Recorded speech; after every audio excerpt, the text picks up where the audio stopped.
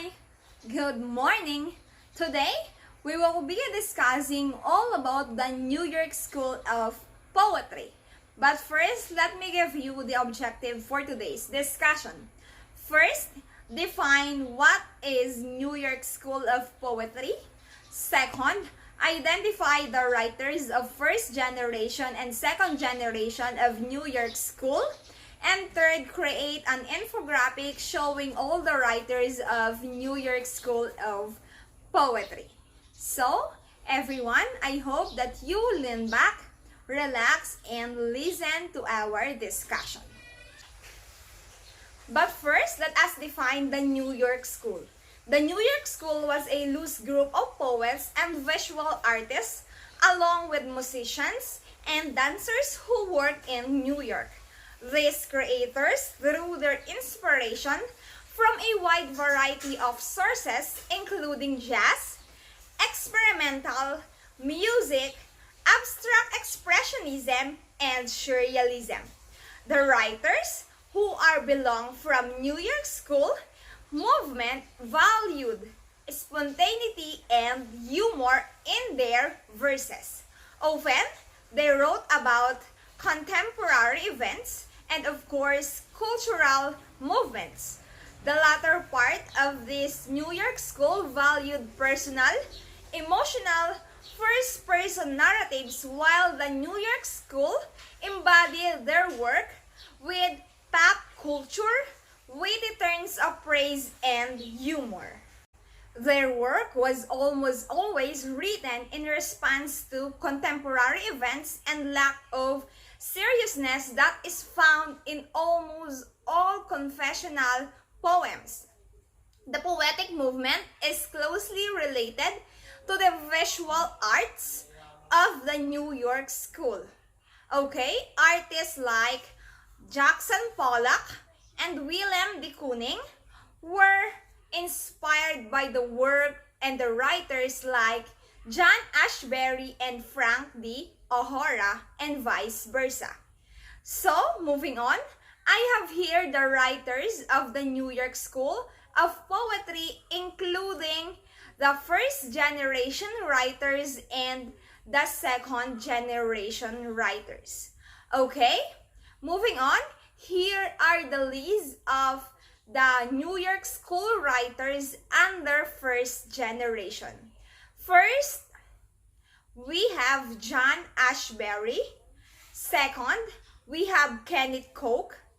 Third, we have Frank D. O'Hara. Fourth, we have Barbara Guest and James Schuyler. And here are the writers of the second generation in New York School. First, we have Ted Berrigan. Second, Ron Padgett. And third, Alice Notley. So, our first generation writers is John Ashbery. Let us explore the world of John Ashbery. John Ashbery was an American poet and an art critic. He is recognized as one of the greatest 20th century American poets. Critics noted how Ashbery's poetry took shape under the influence of abstract expressionism, in which it is a movement in American painting expressing non-representational methods of picturing reality. He was often referred to as a member of a first generation of New York School poets, a term that he and other reputative members, principally Frank D. O'Hara, Kenneth Koch, and James Schuyler, in which they are all members of first generation New York School, in which all of them rejected with varying degrees of vehemence. Ashbery was marked above all by a calm, discursive voice, going along at a walking pace, often seeming to have been caught in midstream, maybe half heard from outside through the curtains.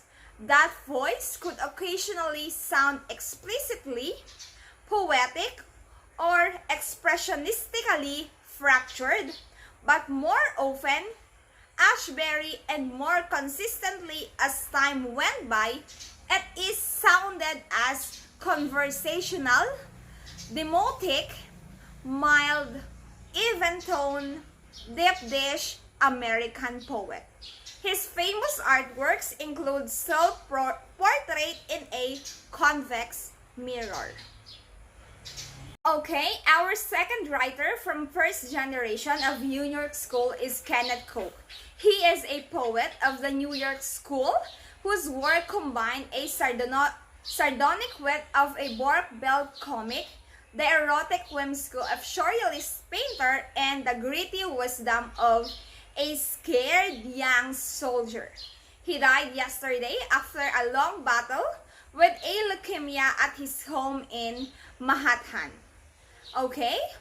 He wrote elegies, parados, Dadaist drama, and fragmented shards of loosely structured verse on a palette of topics that range from his father's furniture business. Okay?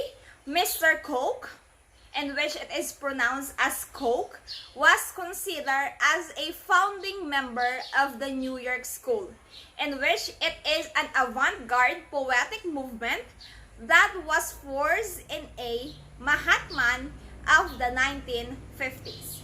Mr. Coke became well known as a professor of poetry during his time, mainly in Columbia University, where he lectured on literature and inspired budding writers for nearly 40 years. Additionally, Coke's poetry is at once lyrical and humorous, aching with emotions, and achingly funny. He managed to write verse that is brutally expansive in tone, yet is still rooted in the American predilects for pop culture reference and proper nouns. Okay, moving on. Let us now proceed on our third writers of first generation, which is Frank O'Hara. He is a 20th century American writer and poet that is highly influential member of a New York school, in which it is a group of artists at the time who were greatly influenced by surrealism, abstract impressionism, jazz, and other progressive movement. His poetry is known for being highly personal and intimate, taking subjects founded in daily life in New York City. O'Hara's style combines technique of both arts and literature. Of course, O'Hara, the impression of improvisation of his poetry, provokes and evokes echo of gestures of action painting, while specificity of character, place, and surrounding details ground his work, in which it is the way of brushstrokes adds texture to a canvas. O'Hara's casual, disorganized approach to organizing his poetry speaks to his investment in the act of writing itself. Like the rest of the New York School writers, O'Hara's work is known for being distinct style and the force of its voice, but O'Hara perhaps in the poet in which in this group who is the most compelled by the power of everyday. Perhaps his most experimental quality of work is the trust in which he places in ordinary language, in which it is a simple specificity that propels each poem to a level of intermediate and accessible truth. Okay? Our fourth writer is Barbara Guest, in which she was an American poet and a prose stylist. Guest is a first gained recognition as a member of a first-generation New York School of Poetry. Of course, Guest wrote more than 15 books of poetry spanning 60 years of writing. Additionally, In 1999, she was awarded the Frost Medal for Lifetime Achievement by Poetry Society of America. Guest also wrote Art of Criticism, essays, and plays. Her colleagues appeared on the cover of several in her books of poetry. She was also known for her biography of the poet H.D., in which stands for her self-defined, The Poet H.D. and Her World in 1984.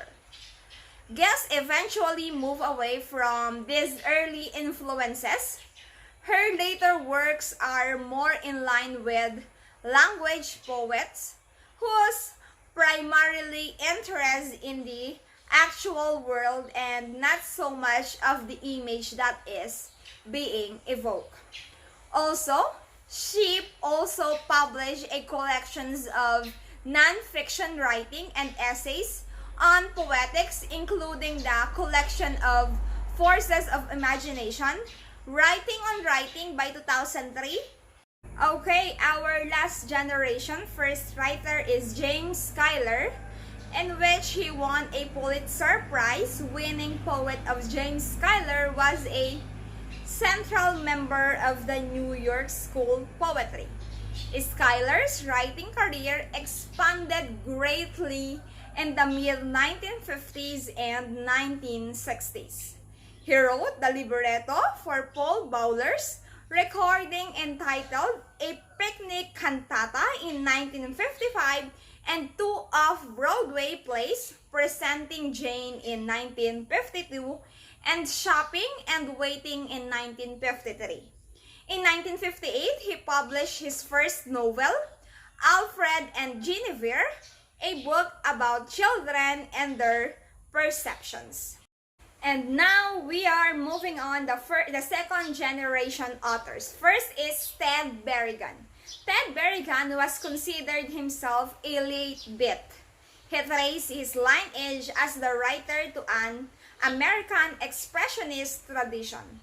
But American Expressionism, which grounds literary authority in the personality of the writer, rather than, say, a political creed or traditional aesthetic. Okay, now we are moving on the second writer of second generation. Next is Ron Padgett, in which he is a poet, editor, and a translator. He eventually made his home in New York City East Village and became vital of the second generation New York School of Poets, in which it is a group that included Brainerd, Ted Berrigan, and Alice Notley, and Bill Bergson, and other writers. Padgett had been a teacher and a director of the Poetry Project at St. Mark Church. He worked as a publication director at the Teachers and Writers Collaborative for 20 years.